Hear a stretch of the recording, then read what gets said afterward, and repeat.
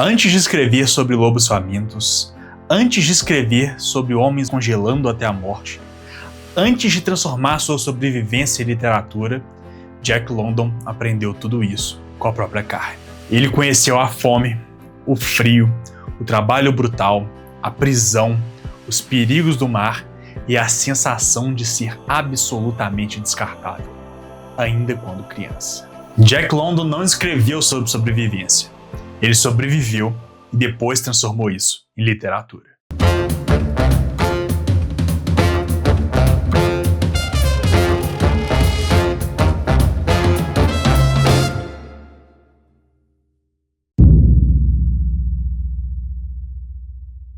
O nome verdadeiro dele era John Griffith Chaney. Ele nasceu em 1876, em São Francisco, numa América que ainda estava sendo brutalmente construída na base da pobreza, da exploração de sonhos quebrados. O pai biológico nunca o reconheceu, a mãe era doente e instável emocionalmente, e o seu padrasto, o homem que lhe deu seu sobrenome, John London, era um veterano de guerra, carregava o peso de um país que ainda sangrava depois da Guerra Civil. Jack London cresceu sem estabilidade, sem dinheiro e com uma certeza que ia permear toda a sua obra, que o mundo não é gentil com os fracos. Aos 10 anos de idade, enquanto as outras crianças estavam indo para a escola, ele trabalhava nas fábricas, em turnos de até 12 horas, com máquinas barulhentas e um ar tóxico, para receber ali no final do mês um salário miserável. Ele vendia jornais nas ruas, trabalhava em fábricas de enlatados e mais tarde ele descreveu essa fase da sua vida como uma prisão sem grades. E foi nessa fase da vida que ele aprendeu duas coisas que ele ia carregar para o resto da vida: um ódio profundo pela exploração e uma admiração quase instintiva a quem conseguia resistir. Aos 14 anos, ele foge do trabalho industrial e vai para o mar. Torna-se um pirata de ostras na Baía de São Francisco. Um adolescente armado, roubando, bebendo e lutando para sobreviver. Mas pouco tempo depois ele é preso por vadiagem e passa semanas detido numa penitenciária. E nessa fase da vida ele acaba aprendendo mais uma grande lição: que a linha que separa o homem civilizado e um animal lutando pela sobrevivência é mais fina do que a gente gostaria de acreditar. Esse garoto pobre, doente e exausto ainda não sabia, mas ele estava prestes a encontrar o lugar que transformaria a sua dor em literatura para sempre. O Alasca, o frio, o lobo e a luta contra a morte. Quando Jack London saiu da prisão, ele não saiu reabilitado, regenerado, né? Ele saiu mais consciente, mais revoltado e com uma certeza perigosa, que a sociedade empurra os pobres para o crime e os pune depois por sobreviver. E foi nesse estado de espírito que ele mais uma vez foi para o mar. Ele se alista como marinheiro em um navio de caça às focas que cruza o Pacífico e vai até o Japão e o Mar de Bering. Passa meses em alto mar, no frio extremo, no trabalho exaustivo, sob uma disciplina violenta. E ali ele aprende sobre hierarquia, brutalidade, camaradagem, medo, instinto e vê o homem reduzido à sua função mais primária: resistir. Essas experiências vão aparecer na literatura do London muitos anos depois, em obras como O Lobo do Mar, que o capitão Wolf Larsen ele encarna essa filosofia mais dura que o London conheceu, que a vida é uma luta dura e sem misericórdia. Depois dessa experiência, ele volta aos Estados Unidos e se transforma em algo que ele chama de tramp, que é um andarilho. Basicamente um vagabundo que atravessa o país de trem em trem, morando em abrigos, passando fome e acompanhando a miséria de perto. Mas nesse período algo muda. Enquanto o corpo estava sofrendo, a sua mente estava despertando. Jack London se enfia em bibliotecas públicas. Ele lê Darwin, lê Marx, Spencer, Nietzsche. Ele lê romances de aventura e tratados científicos com a mesma fome com que antes ele buscava comida. E começa a entender o mundo como um sistema de forças econômicas, biológicas, sociais, e começa a perceber que a sua própria vida era um laboratório dessas teorias. E é nesse ponto que o Jack London toma uma decisão importantíssima. Ele iria se tornar um escritor.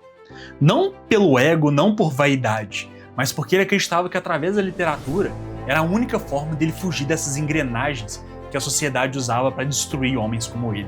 Ele estuda obsessivamente técnicas de narrativa, envia seus contos para várias revistas, recebe dezenas de recusas, mas ele resiste. E então, o mundo o chama para sua prova definitiva. O lugar onde a natureza não perdoa, o lugar onde o fraco morre, e o lugar que, finalmente, a literatura de Jack London vai nascer. Klondike, Alasca e a Corrida do Ouro. E foi no gelo da Alasca que Jack London quase perdeu a vida, mas também foi lá que ele finalmente encontrou a sua voz. E então, em 1897, aos 21 anos de idade, Jack London parte para o Alasca, atraído pela mesma promessa que levou milhares de homens ao limite: o ouro, a fortuna e a oportunidade de um recomeço. Ele atravessa rios congelados, dorme em barracas rasgadas, carrega suprimentos por quilômetros e vê homens congelarem em pé. Ele não encontra ouro, mas ele encontra algo mais valioso e mais perigoso: a verdadeira essência da sobrevivência. No Klondike, ele adoeceu gravemente de escorbuto. Seus dentes afrouxaram, seu corpo enfraqueceu e ele estava sentindo a morte se aproximar cada vez mais. Então ele é obrigado a voltar. Ele volta sem ouro, mas ele volta com histórias que ninguém mais tinha coragem de contar. De volta à Califórnia, Jack London começa a escrever de forma quase obsessiva. Ele transforma o frio em metáfora, a fome em motor narrativo e o instinto em protagonista. E nasce ali o chamado Selvagem, a história de Buck, um cão arrancado da civilização e devolvido à selva. Uma parábola brutal sobre o que acontece quando as camadas de cultura se rompem. E depois, Caninos Brancos, o caminho inverso, da selvageria para a convivência humana. Duas faces da mesma pergunta: o que é ser civilizado e o que é ser selvagem? Jack London não escreveu só histórias de aventura. Ele escreveu sobre determinismo, ele escreveu sobre Darwin, escreveu sobre sobrevivência. Para ele, o homem é um animal que esqueceu que é animal, e a natureza é a força que lembra ele disso. E foi no Klondike que ele entendeu que coragem, moral, bondade e as leis, tudo isso desaparece quando o corpo começa a morrer de frio. E é por isso que os seus personagens não são heróis românticos, são simplesmente organismos tentando continuar vivos. O mundo finalmente estava prestes a descobrir Jack London, o escritor que veio da fome, do mar, da prisão, do gelo. Mas a fama traria outra luta, não contra a natureza, mas contra ele mesmo.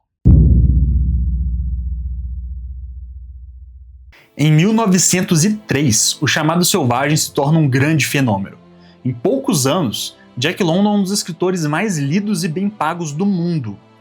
Ele compra um rancho, viaja, dá palestras, estampa jornais, e ele se torna uma celebridade literária numa era que os escritores raramente eram tratados como estrelas.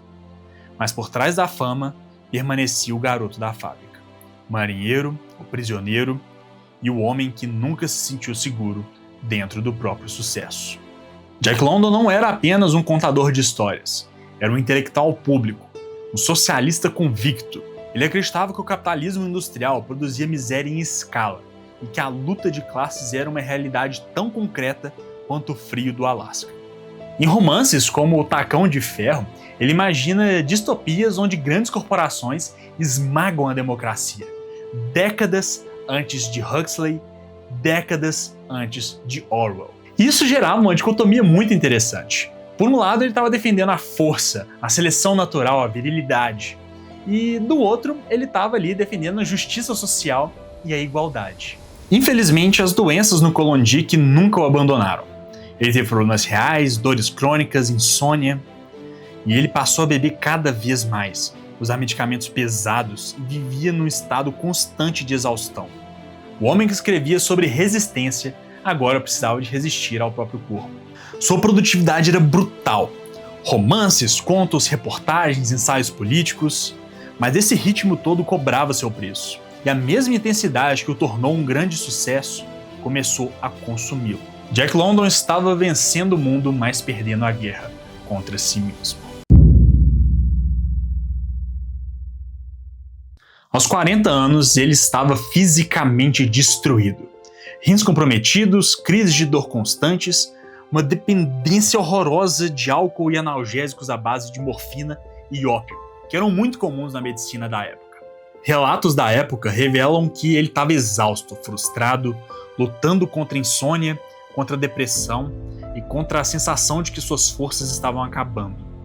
O mesmo homem que escreveu sobre cães enfrentando a morte na neve, agora estava lutando para poder sair da própria cama.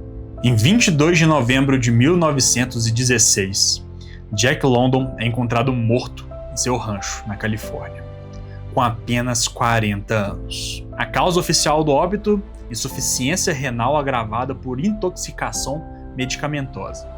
E desde então, uma dúvida começou a parar no ar. Foi um acidente ou suicídio?